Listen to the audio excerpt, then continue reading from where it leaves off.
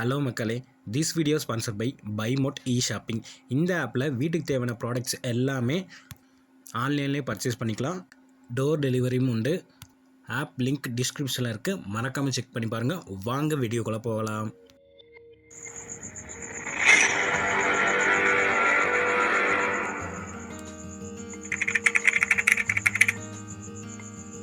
மேற்கு ஜெர்மனில இருக்கிற வெசல் அப்படிங்கிற ஊர்ல ஹன்ஸ் லிபர்ஷே பிறக்கிறாரு.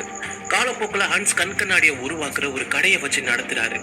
அதே நேரத்துல ஹன்ஸ் நிறைய லென்ஸுகளை உருவாக்கி அதை ஆராய்ச்சி செய்யவும் ஆரம்பிக்கிறாரு. இதே நேரத்துல தான் இவர் மாதிரியே நிறைய பேர் லென்ஸை வச்சு ஆராய்ச்சி செஞ்சுட்டு இருந்தாங்க. தொடர்ந்து ஆராய்ச்சி செஞ்ச ஹன்ஸ் தன்னோட 38வது வயசுல ஒரு டெலஸ்கோப்புங்கிற தொலைநோக்கியை கண்டுபிடிக்கிறாரு. அந்த டெலஸ்கோப்பை வச்சு தூரத்துல இருக்கிற ஒரு பொருளை 3 மடங்கு கிட்ட பார்க்க முடியும்னு நிரூபிக்கிறாரு. தான் கண்டுபிடிச்ச டெலஸ்கோப்புக்கு பேட்டன் ரைட்ஸ் வாங்குறதுக்காக நெதர்லாந்து கவர்மெண்ட்டுக்கு அனுப்பி வைக்கிறாரு. நெதர்லாந்து கவர்மெண்ட்டும் ஹன்ஸ் கண்டுபிடிச்ச டெலஸ்கோப்பை ஆராய்ச்சி செஞ்சுட்டு இருக்கும்போது அதே நேரத்துல இன்னொரு டெலஸ்கோப்பும் பேட்டன் ரைட்ஸுக்காக நெதர்லாந்து கவர்மெண்ட்டுக்கு வருது.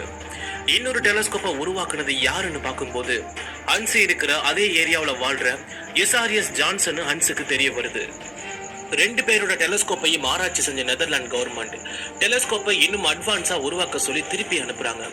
ஹன்ஸும் ஜான்சனும் அடுத்தடுத்து நிறைய ஆராய்ச்சிகளை செஞ்சு அவங்களோட கண்டுபிடிப்புகளை திரும்பவும் நெதர்லாந்து கவர்மெண்ட் கிட்ட பேட்டன் ரைட்ஸ்க்காக அனுப்பி வைக்கிறாங்க. நெதர்லாந்து கவர்மெண்ட் ஹன்ஸுக்கு டெலஸ்கோப்புக்கான பேட்டன் ரைட்ஸை கொடுத்து கௌரவிக்கிறாங்க. ஜான்சனுக்கு காம்பவுண்ட் மைக்ரோஸ்கோப்புங்கிற கூட்டு நுண்ணோக்கிக்கான பேட்டன் ரைட்ஸ் கிடைக்குது. ஹன்ஸ் கண்டுபிடிச்ச டெலஸ்கோப்னை பத்தின விஷயம் நாடு முழுக்க பரவ ஆரம்பிக்குது. இங்க ஹன்ஸ் உருவாக்குற டெலஸ்கோப்பை வெளிநாடுகள்ல இருக்கிற சயின்ஸ் ரிசர்ச்சர்ஸ்க்கு எப்படி கிடைச்சது?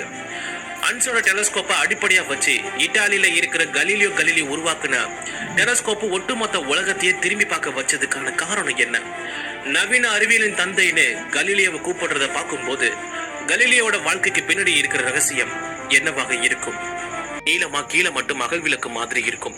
காத்து அடிச்சதுனால அந்த விளக்கு ஆட ஆரம்பிச்சிருக்கு. அந்த விளக்கோட ஆட்டம் ஒரே சீராகவும் இருந்திருக்கு.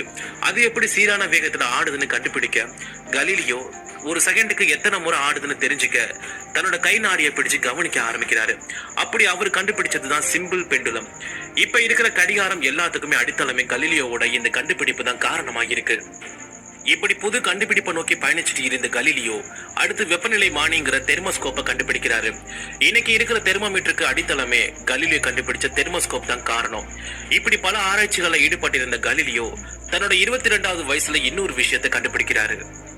ஹைட்ரோஸ்டாட்டிக், அதாவது ஃப்ளோல இருக்கிற தண்ணிய மேல் நோக்கி திருப்பி ஒரே காற்று அழுத்தத்துல கொடுக்கறதுனால அதோட ஃப்ளோவை சமநிலையா வச்சுக்க முடியும்னு கலீலியோ கண்டுபிடிச்சு அதை ஒரு புக்கா வெளியிடுறாரு.